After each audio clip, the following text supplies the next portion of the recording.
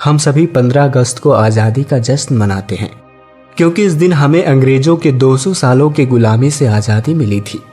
लेकिन एक बहुत बड़ा सवाल उठता है जो हर भारतीय, पाकिस्तानी और बांग्लादेशी को जानना बेहद ज़रूरी है कि आखिर हम अंग्रेजों के गुलाम कैसे बने। सबसे पहले तो मैं यहाँ आपको बताना चाहूँगा कि आप सोच रहे होंगे कि यहाँ हमने पाकिस्तानी और बांग्लादेशी का नाम क्यों लिया। तो इसका सीधा सा जवाब है कि बंटवारे से पहले यानी 1947 से पहले हम सब एक ही थे, हमारा देश एक ही था और ये इतिहास हम सबसे जुड़ा है। तो चलिए इसकी शुरुआत शुरू से करते हैं और जानते हैं सब कुछ। वो 16वीं सदी का आखिरी साल था। दुनिया के कुल उत्पादन का 1/4 माल भारत में तैयार होता था। इसी वजह से इस मुल्क को सोने का चिड़िया कहा जाता था। तब दिल्ली की तख्त पर मुगल बादशाह जलालुद्दीन मोहम्मद अकबर की हुकूमत थी। वो दुनिया के सबसे दौलतमंद बादशाहों में से एक थे। दूसरी तरफ उसी दौर में ब्रिटेन गृह युद्ध के बर्बादी से उबर रहा था। ब्रिटेन में उस वक्त महारानी एलिजाबेथ प्रथम का शासन था। उस समय यूरोप में स्पेन और पुर्तगाल व्यापार सबसे आगे थे, इसलिए ब्रिटेन के समुद्री लुटेरे इनके जहाजों को लूट कर अपना गुजर बसर करते थे।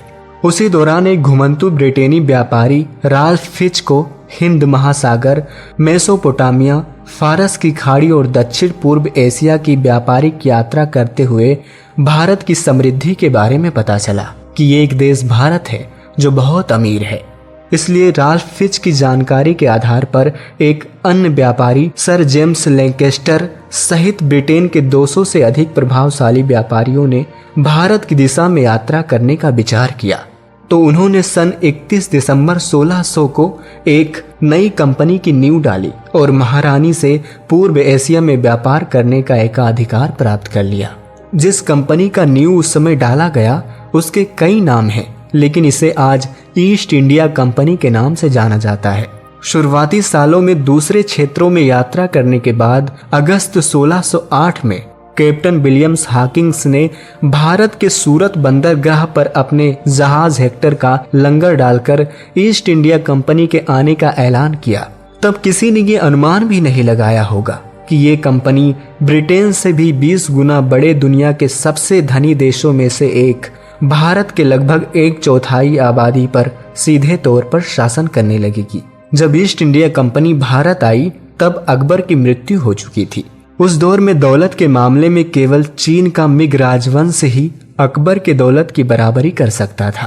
खाफी खान निजामुल मुल्क की किताब मुतखवुल बाबा के अनुसार अकबर ने 5000 हाथी, 12000 घोड़े, 1000 चीते, उस समय 10 करोड़ रुपए, बड़ी असरफियों में 100 तोले से लेकर 500 तोले तक की 1000 असरफियां, 272 मन कच्चा सोना, 370 मन चांदी, 1 मन जवाहरात जिसकी कीमत करीब उस समय 3 करोड़ आकी गई।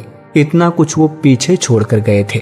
अकबर की मृत्यु के बाद शहजादे सलीम नूरुद्दीन जहांगीर के उपाधि के साथ तख्त को संभालते हैं। विश्व प्रसिद्ध इतिहासकार विलियम डेलिम्पल के अनुसार हॉकिंस को जल्द ही एहसास हो गया था कि 40 लाख मुगलों की सेना के साथ वैसा युद्ध नहीं किया जा सकता है जैसा कि उस समय यूरोप में हो रहा था। इसलिए कंपनी का पैर जमाने के लिए उसे मुगल बादशाह की इजाजत के साथ साथ सहयोग की भी जरूरत थी। लेकिन बहुत कोशिशों के बाद भी हॉकिंग को जहांगीर से व्यापार करने की अनुमति प्राप्त नहीं हो पाई, जिसके बाद ब्रिटेन के राजदूत सर थॉमस रो को शाही दूत के रूप में भेजा गया।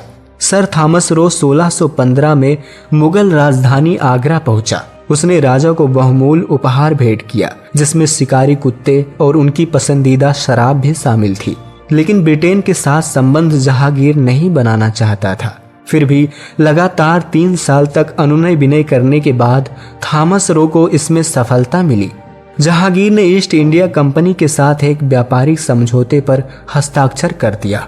कंपनी के व्यापारी मुगलों की रजामंदी से भारत से सूत, नील, पोटेशियम नाइट्रेट और चाय खरीदते और विदेशों में उन्हें महंगे दामों में बेचते और खूब मुनाफा कमाते। कंपनी जो भी सामान खरीदती थी उसकी कीमत वो चांदी के सिक्कों से अदा करती थी। इन चांदी के सिक्कों को उसने 1621 से लेकर 1843 तक स्पेन और संयुक्त राज्य अमेरिका में गुलाम इंसानों को बेचकर जमा किया था और इन्हीं चांदी के सिक्कों का इस्तेमाल अब वो सामान को खरीदने में करती थी। धीरे धीरे ईस्ट इंडिया कंपनी अपना व्यापार बढ़ाना शुरू किया।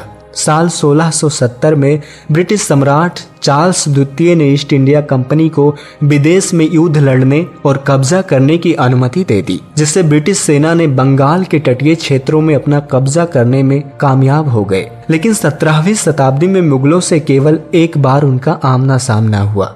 साल 1681 में कंपनी के कर्मचारियों ने कंपनी के निर्देशक सर चाइल्ड से शिकायत की कि बंगाल के मुगल बादशाह औरंगजेब के भांजे नवाब शाहिस्ता खान के अधिकारी उन्हें कर लेने और अन्य मामलों में परेशान करते हैं। तब सर चाइल्ड ने सैन्य सहायता के लिए अपने सम्राट को पत्र लिखा, जिसके बाद 1686 में 19 युद्धपोतों, 200 तोपों, 600 सैनिकों वाला एक नौसैनिक बेड़ा लंदन से बंगाल की ओर रवाना किया गया।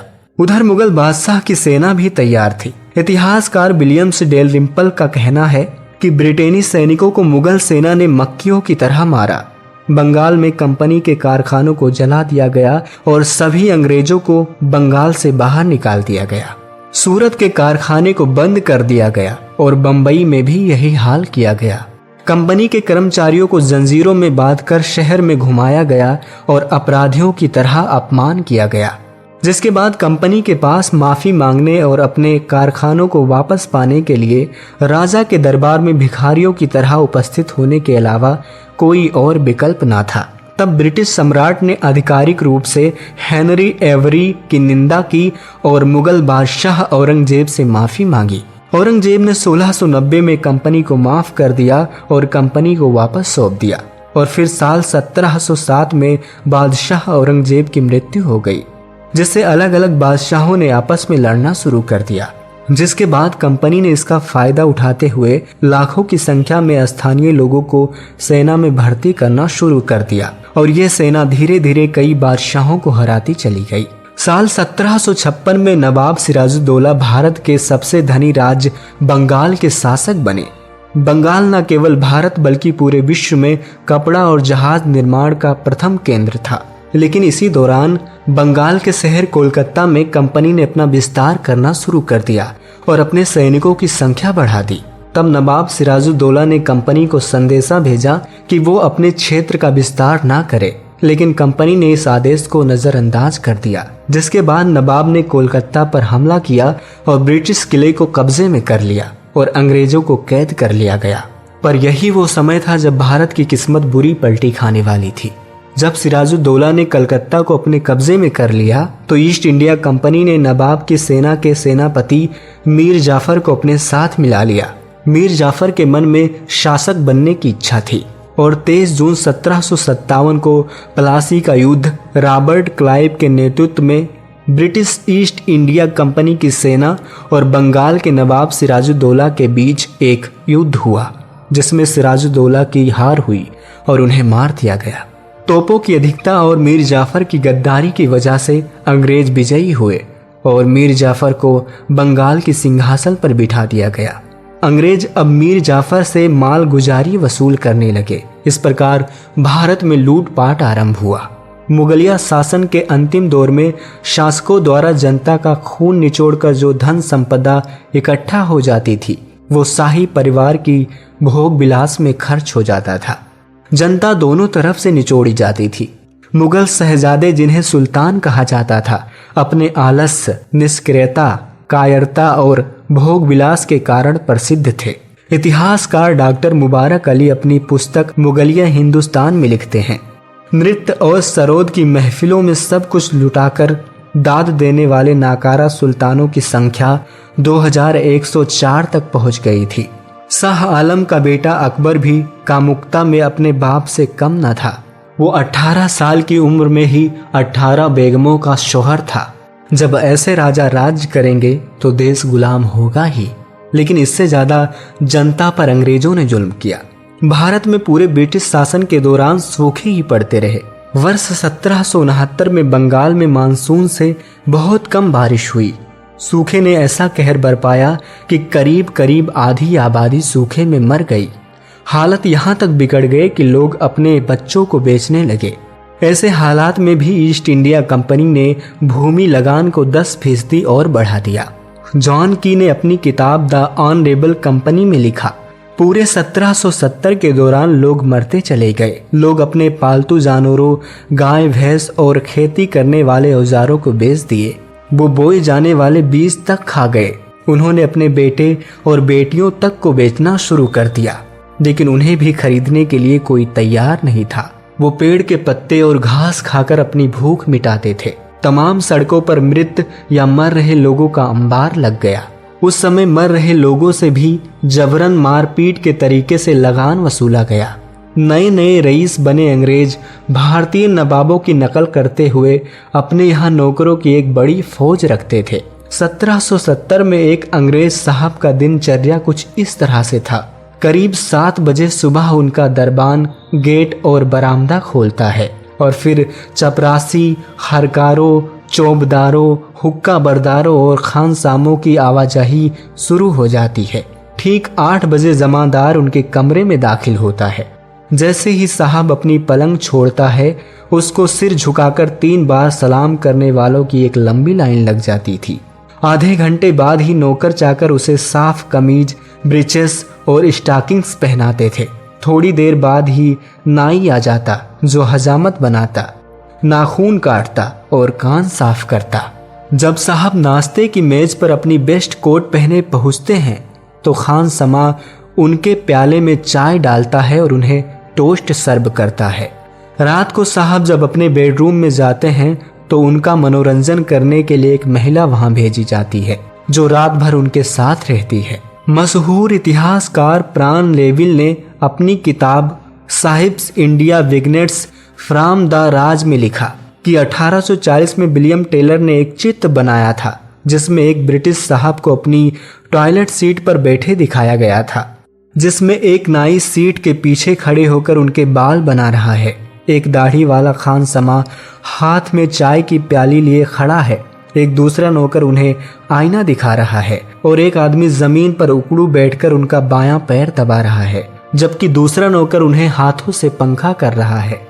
साल 1857 में जब अंग्रेजों के खिलाफ आजादी की पहली लड़ाई असफल हो गई, तो अंग्रेजों ने भारतीय लोगों से इसका क्रूर तरीके से बदला लिया। बदले का उद्देश्य था कि इसे भारतीय कई पीढ़ियों तक याद रखें।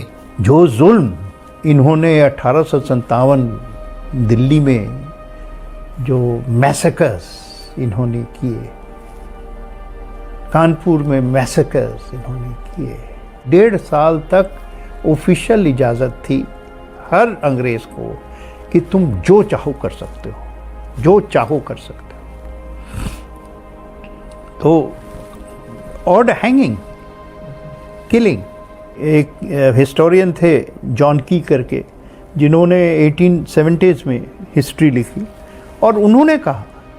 टाइम्स अखबार के एक युवा पत्रकार सर विलियम्स रसल ने अपनी 23 फरवरी 1859 की डायरी में लिखा, लोगों को बिना किसी भेदभाव के जान से मार दिया जाता था। 2 दिनों के अंदर सड़क के किनारे ही 42 लोगों को फांसी दे दी गई। गांव के गांव बिना किसी कारण के जला दिए गए। ऐसे ही अंग्रेजों ने करीब 200 सालों तक पूरी क्रूरता के साथ राज किया और फिर कई लड़ाई और बलिदानों के साथ 15 अगस्त 1947 को अंग्रेजी हुकूमत से आज़ादी मिली। तो बस आज के लिए इतना ही। मिलते हैं आपको अगली वीडियो में। तब तक के लिए आप अपना ख्याल रखें। जय हिंद।